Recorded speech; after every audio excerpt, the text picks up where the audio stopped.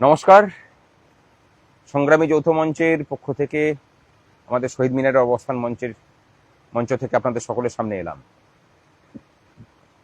আজকে অনেকেই আশা নিয়েছিলেন যে আজকে সুপ্রিম কোর্টে আমাদের ডিএ মামলার শুনানি হবে।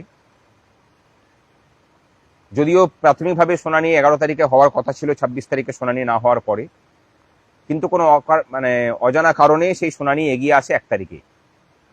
আমরাও আশা করেছিলাম যে যখন 1 তারিখে নিয়ে আসা হয়েছে তখন নিশ্চয়ই একটা দ্রুত এই মামলাকে সমাপ্ত করার একটা ইন্টেনশন নিয়েই এই মামলাকে এগিয়ে নিয়ে আসা হয়েছে। কিন্তু আমরা দেখলাম যে শুনানির সময় যখন উপস্থিত হলো তখন প্রচুর মামলার পেন্ডিং ছিল আজকের লিস্টের থেকেও, এবং সেখানে দাঁড়িয়ে দেখা গেল যে মামলাটার শুনানি হলো না এবং বিচারপতিরা নিজেরাই এটাকে পিছিয়ে দেওয়ার পক্ষে ছিলেন এবং আলটিমেটলি এটাকে পিছিয়ে দেওয়া হলো। অনেকে বলবেন যে এটার মধ্যে নিশ্চয়ই কোনো অভিসন্ধি আছে। আমরা সেরকম ভাবে অভিসন্ধি খুঁজতে যাচ্ছি না, কিন্তু আলটিমেটলি সরকারের পক্ষ থেকে আমি এটার পজিটিভ দিকটা যেটা দেখতে পাচ্ছি, যে সরকারের পক্ষ থেকে সুপ্রিম কোর্টের বাঘা বাঘা আইনজীবীদেরকে নামিয়েও এই যে আইনি লড়াই, সেখানে বুক চিতিয়ে মামলাটাকে লড়বো সেই মানসিকতা দেখাতে পারছে না তারা। অর্থাৎ এই মামলাতে সরকার পক্ষ যে হারতে চলেছে সেটা তাদের বাঘা বাঘা আইনজীবী কুলো কিন্তু বুঝতে পারছে। এই মামলার যে ধারাবাহিকভাবে পিছিয়ে যাওয়া, সেখান থেকে আমার এইটুকুই মনে হওয়া, আমি এই অন্তত এটাকেই পজিটিভ হিসেবে দেখছি।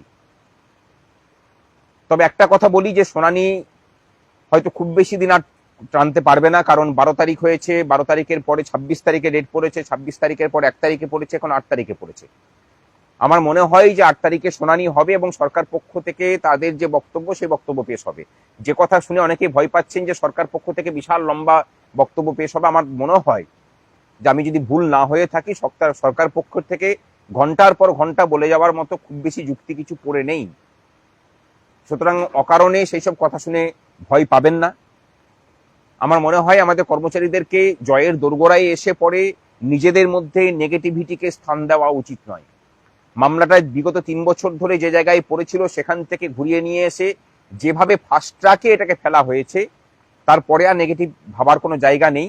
এই মামলায় কর্মচারী পক্ষ জিতবে এবং আমরা জিতব।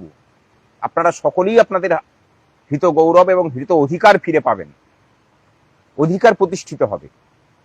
কিন্তু তার জন্য যে পজিটিভ অ্যাটিচিউড আমাদের পক্ষ থেকে প্রত্যেককে ধরে রাখতে হবে, আমি বলবো যে প্রত্যেকে সেই পজিটিভ মাইন্ডসেটটাকে ধরে রাখুন। অনেকে জিজ্ঞাসা করেছিলেন যে আজকে গোপাল সুব্রমণিয়াম যে থাকবেন কিনা। আমরা আগেই বলেছিলাম যে উনি জানিয়েছিলেন যে 8 তারিখ পর্যন্ত উনি থাকবেন না।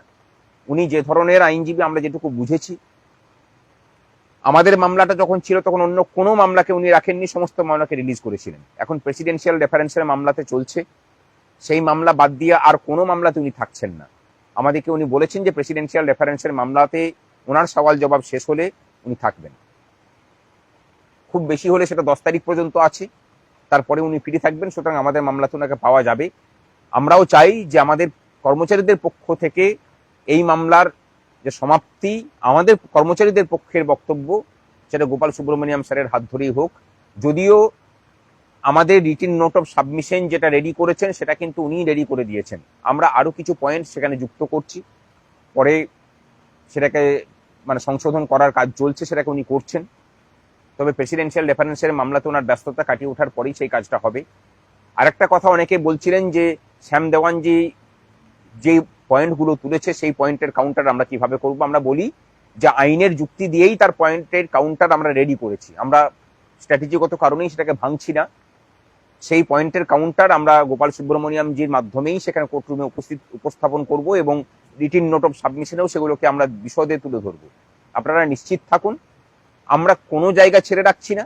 সরকারের পক্ষ থেকে বলার খুব বেশি জায়গা নেই কিছু।